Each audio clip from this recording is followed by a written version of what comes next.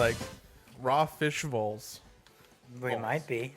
That's for the Garbage Food Club. I don't know if the Garbage Food Club exists. I just want to make sure that if we're gonna name the file Poke, that we know. Well, it's just poke actually. I didn't throw the accented e of on there. See, that's part of the problem. I think that it's very important to have your files named really long and appropriately. Like this, the file of this record should be Garbage Game Club, Pokemon Generation 8 Sword, April 12th, 2020, 2 p.m.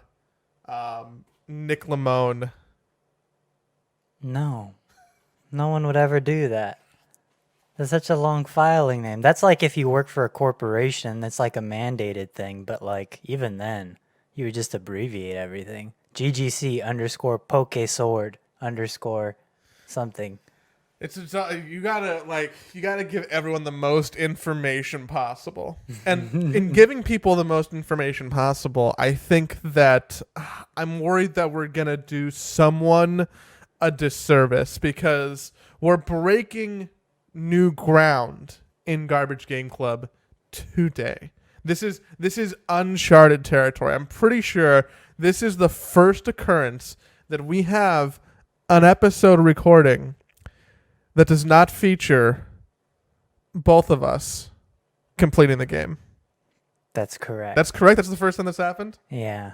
Because why? Like this podcast. A good neighbor. Like when you give too much information State to Farm people, is there.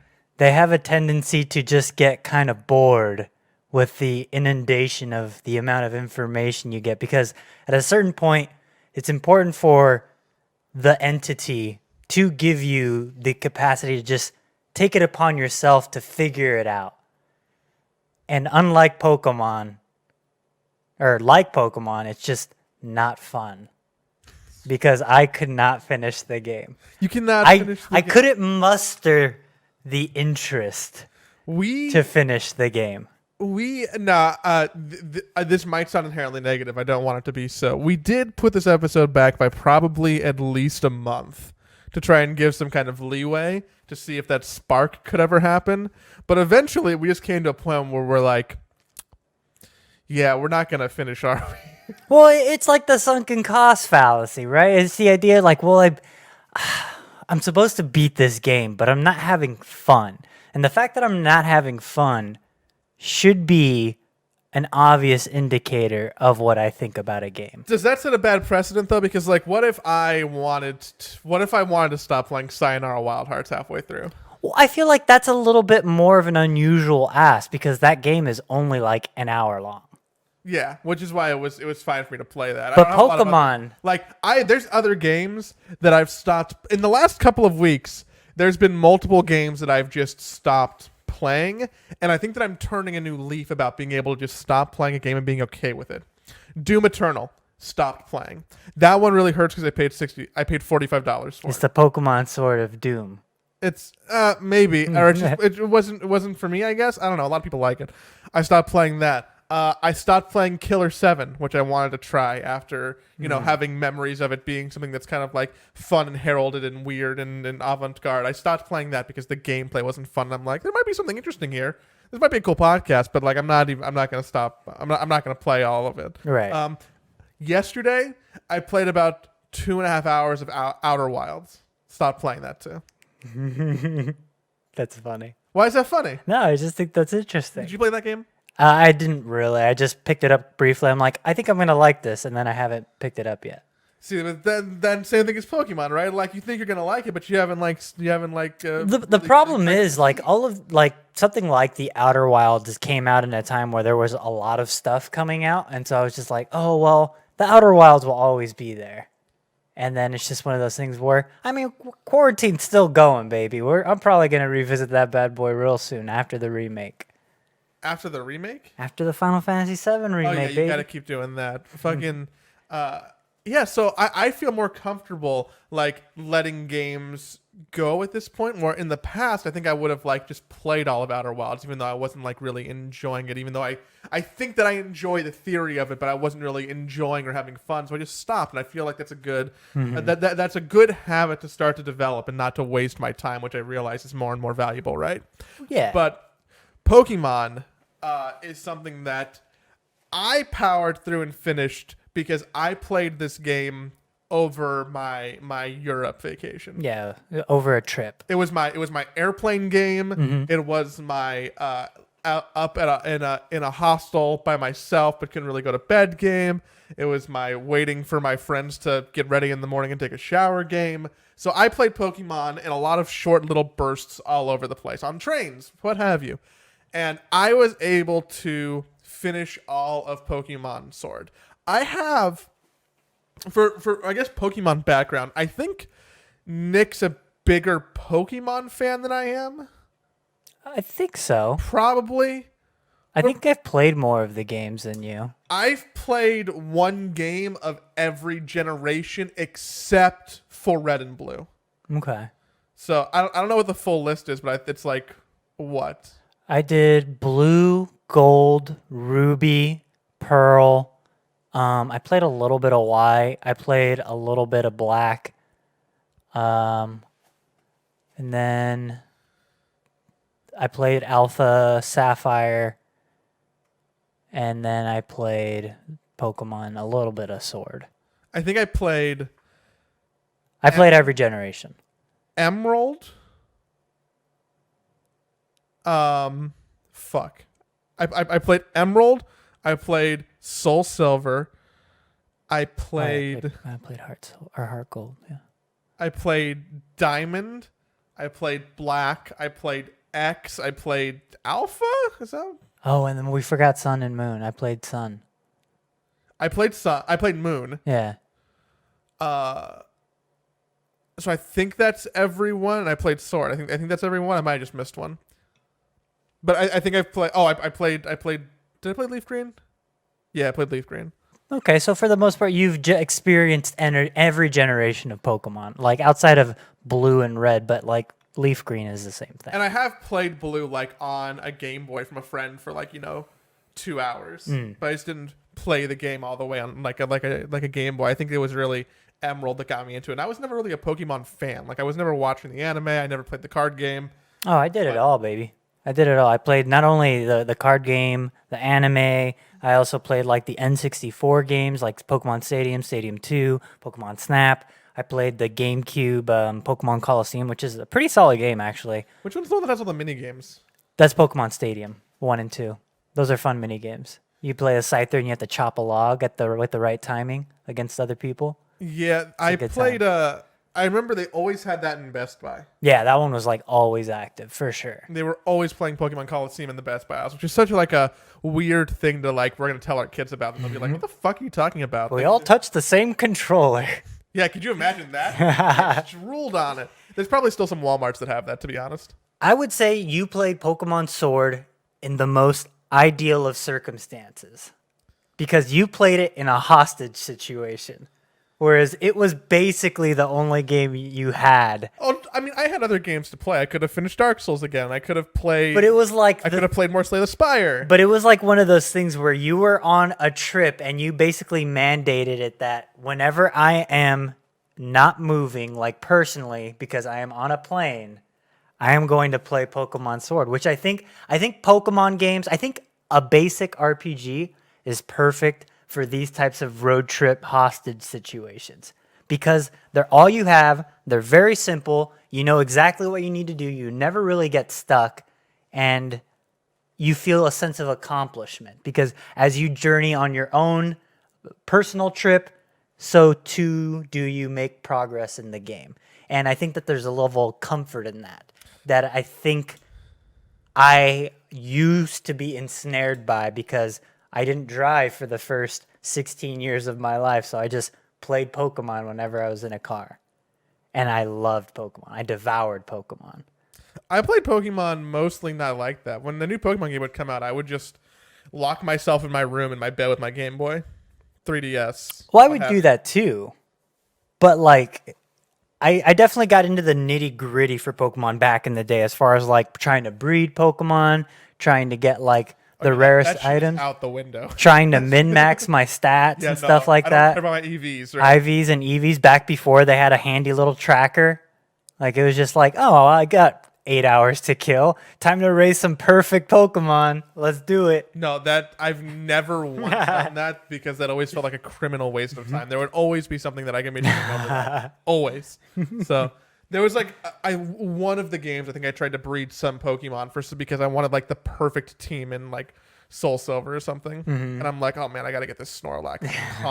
It's a calm trait Snorlax. But aside from that, my Pokemon experience has mostly been sometimes with friends. I remember trading online. I remember getting a 3DS like Wi-Fi USB adapter to get my 3DS Wi-Fi to get online. Yeah, right. To ordering the $20 dongle from Nintendo that you connect to the back of your computer so that it could emit a wireless signal. So dumb. The global link. God, I forgot that existed, but that's a real relic. I'm pretty sure I have like 2 of them somewhere. 2? Yeah. I'm pretty sure mine's gone. I like Pokemon games because I like light RPGs, I guess. I've never been a big like Earthbound, Final Fantasy, JRPG-ish person. But Pokemon was always like that middle ground where I'm like, oh, the mechanics are fun. I like the battling. Walking around is enjoyable. Like, I like dodging trainers. But you don't like battling them. Like dodging trainers. Dodging trainers is way more fun than actually fighting. Because everything in Pokemon games, and this is something that I've just come to realize with Pokemon Sword and Shield, and it's just, I think in retrospect that I'm like, well, I didn't know any better. They just love to eat up your time. They love to waste your time with every little thing. And that's the biggest problem I have with Pokemon Sword. From the beginning of the game, there's a point where you get taught how to catch Pokemon, and it asks you, do you know how to catch Pokemon? And I was like, yes, I do. Oh my gosh, I'm not going to have to do the tutorial. Still have to do the tutorial. You still have to do it. And just because you answered yes, you still have to go through the motions as if you answered no, which I don't understand. They give you the option there. Why would you... Every 10 feet, you walk into a cutscene, and it's just like, oh, gotta go walk over here. I couldn't have done that in game. Come on. I hate this rival more than any other rival. Was Leon's brother? What's his name? Hop. Hop's heart is in the right place. In any other Pokemon game, I've never been more annoyed by a character, and like. I think I'm just annoyed with this personality trait of like extreme exuberance and like some kind of childish iron will. Well, he's an anime character. He's your Naruto. I'm gonna never give up because I know that one day I'll be the best if all the stars align, and then I get blessed by the moon of Salamene, and then one day, everybody, I'm gonna be a Pokemon master. It's like Hop, I chose Grookey at the beginning. Like, come on, man, you know what I'm gonna send your way. Just choose something to fight Grookey. Yeah. He acts so surprised every time you take advantage of effectiveness and super effect. He's like, I can't believe you took advantage of type advantage. It's like, what else is there? That's literally the whole point of Pokemon training. Maybe, Hop, you're just not cut out to be a trainer. Oh, I'm going to get number 2, but that just means everyone else is bad because you're clearly better than everyone. God, I couldn't hate him more. But at all. How do you feel about Pokemon Sword and Shield? Like, obviously, I'm not the biggest fan of how it wastes time, but I do actually like quite a few things the game does. Okay, so I think Pokemon Sword is a natural evolution of a Pokemon game coming to more like a console, even though it's still a handheld versus a mobile platform, right? So, full 3D, big wide open areas, more elaborate graphics, like. I think that it does what we'd want a Pokemon game to do, but it doesn't feel completely there. Like in a world where I know that Breath of the Wild exists Yeah. on the Switch, Pokemon Sword feels like a game that's half baked graphically. Yeah. Whether it's, and I know there's a lot of people who are like, oh, but Pokedex Gate or Brexit. Brexit. No, Dexit. Sorry. I'm gonna go Dexit because you don't know about Pokemon. I get that. I empathize with that. I wish that there were other Pokemon I could be catching that I'd rather have in this game. But the new ones are kind of shitty. But whatever. I liked some of them. Whatever.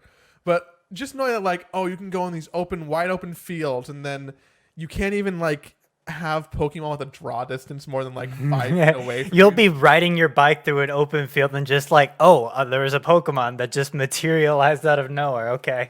Time to waste 5 seconds while I just eradicate this thing. Yeah, Pokemon centers and shops being merged is a good idea. The I don't like basically the game for me regressed in terms of how linear it feels. It's very much so you're going on a path around the island, and they're like all the routes are just point A to point B. There's like no routes that like branch off into diverging patterns. You can't really like go explore this open water area, then go find like a secret that exists, or it takes out a lot of what felt like the exploration, the exploration, and instead it kind of it almost feels like a Mario Party map where you're like, hey, I'm going down to the next square. It feels like they eliminated like any sense of detail. Like I go on the Pokemon subreddit pretty often, and they always say like there's one type of like Pokemon games appeal to these like 5 different types. There's the catch 'em all people who like collecting. There's the people who like the breeding aspect where it's like, oh, you just raise and train Pokemon. Like there's not a lot of games that offer you that. Mm-hmm. There is a sense of like fighting if you like the combat, whatever. Like if you like turn-based RPGs, cool. But one of the things that I always identified with was the exploration. Like the Pokemon world is interesting. It has its own like world building that's kind of cool because it's Pokemon working alongside humans, and that has like a weird history. And they kind of get into that. Like one of the things that made Pokemon such a phenomenon back when it launched back in, what was it, 96 in Japan, was Kensho Imori's drawings and art for Pokemon, where it showed a Machoke lifting lumber for construction. It showed like Rhyhorns clearing streets. It showed like the practical application of Pokemon in a way that feels like, oh, wouldn't it be so cool if we had that in our day-to-day life? And they have that in this. It shows Pokemon just like existing alongside humans, which is what I've always wanted. But then it kind of regresses because like you said, there's nothing to discover. There's no Reggie Ice or Reggie Steel where you have to figure out these archaic puzzles to try and get access to these legendary Pokemon. It's just kind of point A to point B, and sometimes you have to go from point A to point C because B is like a broken door. And I don't like that. I don't like that it feels arbitrary that I can't go somewhere. Give me a Pokemon game that has the audacity to basically open the doors for you, and you say, yeah, you can go over there, but there's some really strong Pokemon, so you might get messed up. Like, give me something that says, oh, I can't get here yet because I need to work harder. I need to train my Pokemon harder. The way, like, Oblivion was, where the entire world wasn't leveled to you. There's just sometimes enemies that will destroy you because you shouldn't be in this area of the map yet. Give me that. I think if you want to sum up a lot of my problems with this Pokemon game, and it feels kind of elitist, I guess, or like hard art gamer, or however you want to put it, like it's too easy. Yeah. And this is a critique that like it isn't new. Other people have said this. Like I'm not breaking any ground here, but it's too easy. The like we're talking about, there's no exploration. You're so point A to point B. Your rival picks a Pokemon that's the opposite type of yours. I don't think I ever fainted the entire game, which is a new. You never. What is it? I think they call it whiting out, where you run out of Pokemon. Yeah, I never whited out. I mean, I did have Pokemon faint. Yeah, of course, that's inevitable. I wasn't doing like a full like fucking. You're not going Nuzlocke. Nuzlocke Yeah, I challenge. wasn't doing that. But like, I never died in my whole playthrough, which is new for Pokemon. Everything felt so handed to me. Even things with like the EXP share in the party that's automatic, so that all your Pokemon are leveling up, and you don't have to like really rotate or train people right. Like, you can just keep one Pokemon, then everything for the most part is fine.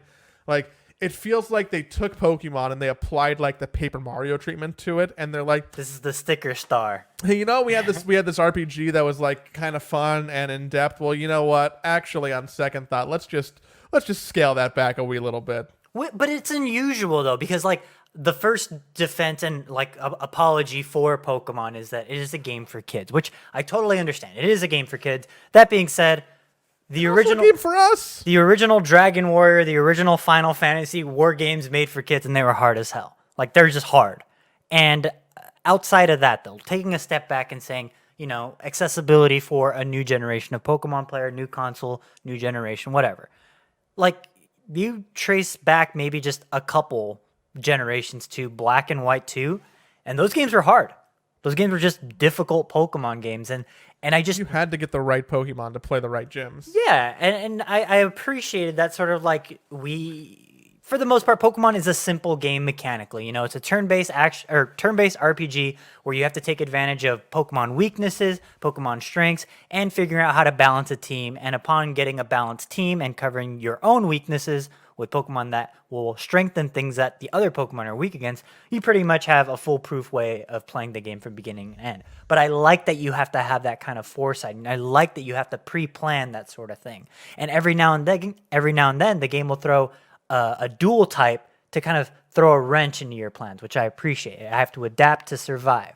There's none of that in this game because Hop is always surprised whenever I take advantage of the type. He's always surprised. It gets even easier when it'll tell you type advantages in the battle menu, which is great though. You shouldn't that's fine. That's fine. What I don't need to remember what's fairy weak against. Like, that's fine. Oh, it's dark. It's fine. Yeah, cool. Whatever, right? I don't even know if that's true. I think that's true. It's. I felt kind of like the slog of playing Pokemon, but at the same time, I also saw the light at the end of the tunnel. Mm-hmm. Like, I get to a point where I'm like, okay, I'm like halfway done. I can tell I'm halfway done. This is pretty easy. Let me just go through the motions and finish it. I'll just, battle in the championship and become the best trainer and blah, blah, blah, blah, blah, blah, blah, blah. And I just went through the motions. I just caught Pokemon in the wild that I knew were going to be good. I pulled up my Bulbapedia or my Cerebi.net and just looked to see what other kinds of Pokemon were available where I can catch them. I went to catch them. It was fine. I tried to catch one of the Pokemon that is one of the best Pokemon, and then I wasted like an hour on an airplane trying. Which one was it? Zamazenta? Probably something like that. The legendary dog on the cover? No. I did that. Yeah, it's just it feels like they made Pokemon more accessible. But this is a Pokemon game that could have existed years ago. I don't think there's anything that's inherently new about the Switch that didn't exist if you wanted to put this game on like the Wii or I don't know why this game. I don't know. Has this game been? This game's been pretty mixed in terms of reception because people have there's been these kind of old school Pokemon people who we might consider ourselves have been kind of lukewarm on it, but ultimately it's not bad. I don't think I'd call Pokemon Sword and Shield I don't think it's bad game. I think it's just kind of mediocre if you've played any similar type of game in recent history. Yeah, if you want a Pokemon, I don't think this is the best Pokemon experience. No, I don't think so. I think that would be something like Heart Gold or Soul Silver, in all honesty. Yeah. I think that is the peak of Pokemon as far as exploration, battling, the amount of Pokemon you collect, the way you collect them. One of the issues with Pokemon moving into the internet age that has been kind of infuriating for me as a longtime fan is back in the days of Gold and Silver, of Ruby and Sapphire, there was these special event Pokemon that you could only get by going to specific Nintendo-sanctioned event, Pokemon Company-sanctioned events, and they would give you an in-game item that you could redeem, And upon doing that, it would give you access to an event in game where you would have to, oh, the SSN has a new trip to a new island that somehow mysteriously appeared off the coast. Let's go check it out. And so you have a mini adventure, which feels like a DLC episode to some extent, where you then go and catch a legendary Pokemon. But the thing that we're seeing now as Pokemon goes into the internet age, in order to get people to return to the game, they just hand out Pokemon without like having any pomp and circumstance. It's like, you want a shiny Gyarados? Here you go. Just redeem this 9-digit code that you find on a subreddit from the Pokemon, blah, blah, blah, blah, blah. It's just, there's no romanticism surrounding it. It feels like they've shot themselves in the foot as far as like trying to compete with like, oh, we need to get players to come back. We need to continually build a steady player base by handing out Pokemon. It's like, well, maybe if you like made it cool to come back, give us a reason instead of just checking another box in our Pokedex, you know? Yeah, Pokemon's like a machine now. It's like they've kind of ripped like the romanticism or like kind of even the joy out of it. I feel like this game has a lot less joy than previous Pokemons too. And maybe that's just me getting older and cranky, but it really doesn't feel that way. It feels like they took something, they scaled it back, they advanced it in other ways, but they're not ways that I find worthy. Like, right. I'd rather play a 2D Pokemon game with all the other stuff than have a 3D Pokemon game that looks cooler and more grandiose, that is like gets rid of more of the more serious mechanics that I found enjoyable. So it's just I think they're making the game not for us anymore, right? Which is fine. Like, this is like the best selling Pokemon game ever, right? Like, they did something right, cool. But now, as someone who's played every generation, am I gonna not play the next one because I'm gonna be like, why do I need to do this? Yeah, you're not wrong. And for the longest time, I also wondered, like, because I've been committing less and less time to Pokemon with every single new game that came out, I started wondering, like, is it that I'm just over basic RPGs? And that's the question I kind of like had to take a long introspective look at, because I love RPGs. But then I picked up a little game called Dragon Quest XI, and I would argue that Pokemon and Dragon Quest share a very similar RPG structure in that it is turn-based. It is a turn-based RPG, and it's pretty by the book. You fight generic monsters, and you level up. You get new stats. You get new abilities, and you go on a quest. Super basic, but it's kind of comfort food. But the thing that I found with Dragon Quest, because I've always considered it pretty basic, is that they have this breadth of content for you to enjoy in a way that like old Pokemon games used to. Like I was saying, there's a romanticism to go check out this new dungeon, even though I don't need to. Like in previous Pokemon games, I would go into the extra tunnel to see if I could find like, oh, is there any new items? Like maybe I can get a glimpse of a legendary Pokemon. I won't be able to access it until later, that sort of thing. And in this game, I was just like, no, I'm just trying to get out of these caves like as quickly as possible, because it doesn't feel right. And I think that Pokemon right now lacks that romanticism. But I think the Pokemon company is onto something though. And I think that something is the wild area. I think the wild area has a lot of promise for what we can expect from Pokemon in the future, because but they took away like the wild area used to be spread out amongst the entire map, but now it's just like in one big area, and like the rest of the map is just point A to point B. And I don't know if I like that change, even though the wild area can be fun. And I think you're completely right. The biggest drawback to the wild area is that it is just one wild area. And it feels like, okay, like I have a giant ass hub to walk around in, and then there's like a weird scattering of Pokemon that doesn't really make sense geographically. I don't really know what to expect in this, which is kind of fun. But I think if you refine that idea a little bit, and honestly, just look to what Monolith Soft did with Breath of the Wild, and you, I think, have the makings of potentially the finest turn-based RPG ever made. Because if you look at Breath of the Wild, it has the open center of the map, which is Hyrule Field, which is giant, it's cool. It's mostly barren with a couple towns scattered in. And if you look to the edges of the map, you see a lot more granular stuff to explore in the nooks and crannies, something that Pokemon is lacking. Now, I think what a wild area looks like in a future game is you put a couple maps, you put a couple villages, you put a couple town, you put like, oh, who's this dude who has like a weird Pokemon fight club in the corner of the wild area that only meets every Tuesday at 9 o'clock at night? Like, have some reason to explore the game at all times. It's outside of just, hey, sometimes Pokemon appear at dark. Like, give me a reason to want to look around the map. I think that would be like they have some of the ingredients to make that game, and that game could be the best Pokemon game ever and deliver on like these new like joyous exploration ideas, right? Mm-hmm. I just don't have faith in the Pokemon company to deliver that.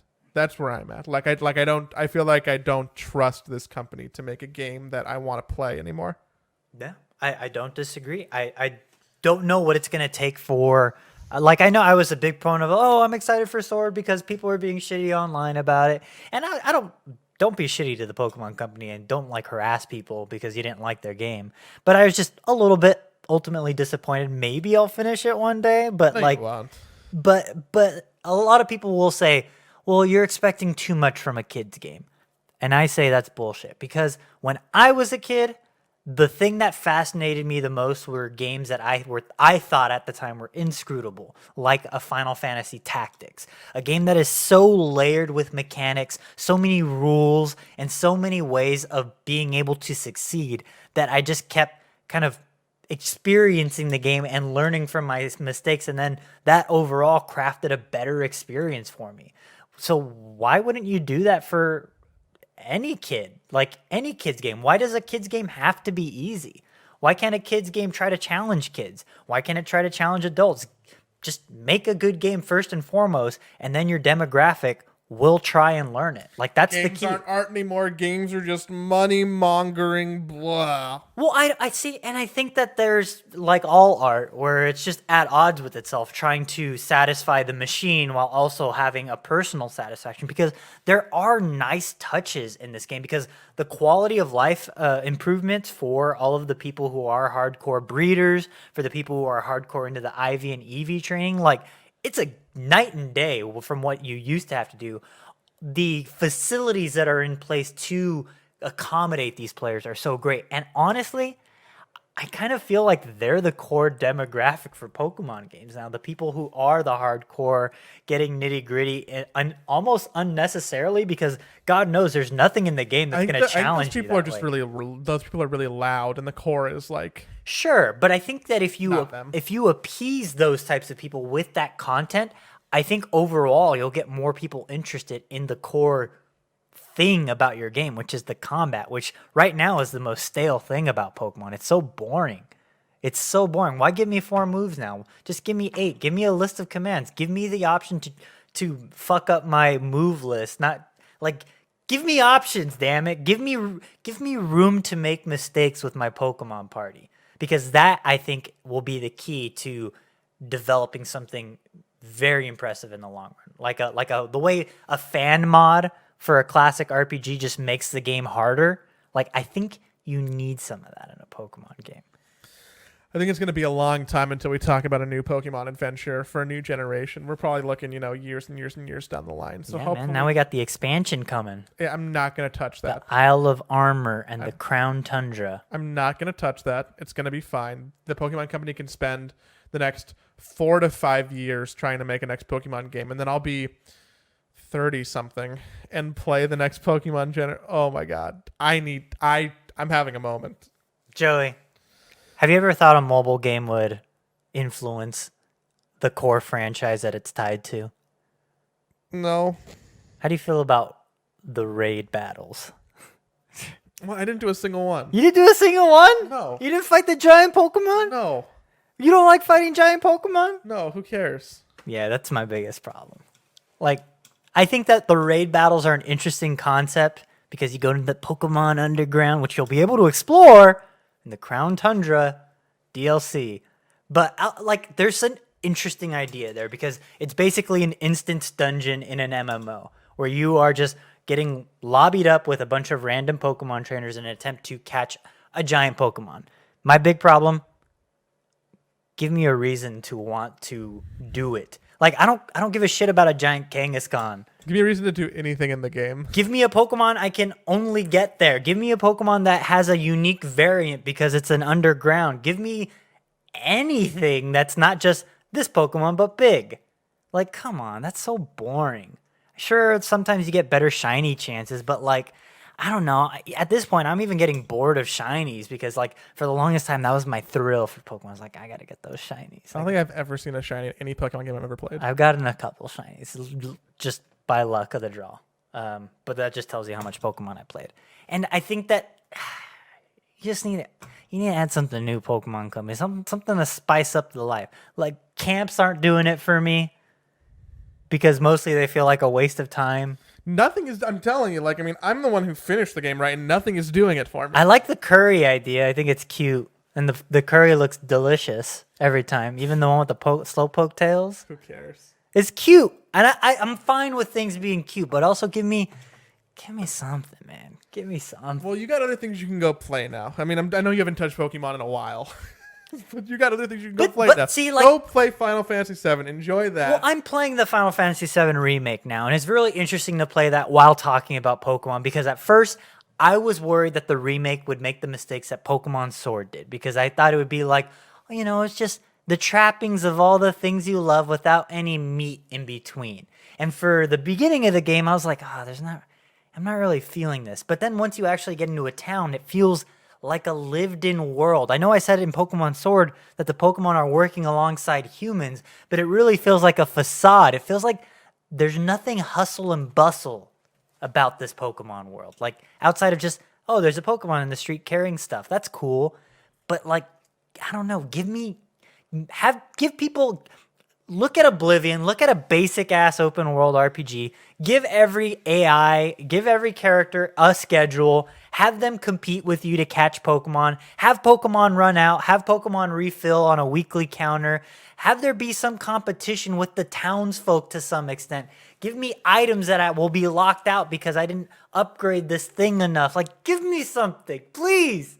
Anything that any RPG has established in the last 25 years. Anything. Well, you can battle. Yeah, you can battle.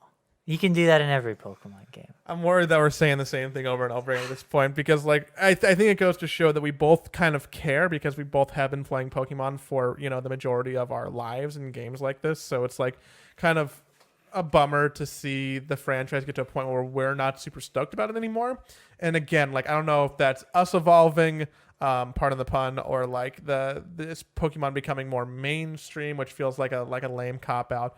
So I'm excited to see what happens in the future because ultimately I will play the next Pokemon game. Yeah, I've played all of them. Like, now I have like some weird fallacy about needing to play all of them in the future. That's fine. I'll figure it out, and I just hope that, you know, that they made a new base to build off of, and the next ones are going to be something that I enjoy because this game was fine. It was a fine video game. It would be hard for me to be like, oh, hey, you need something for 30 hours to plan like a long trip.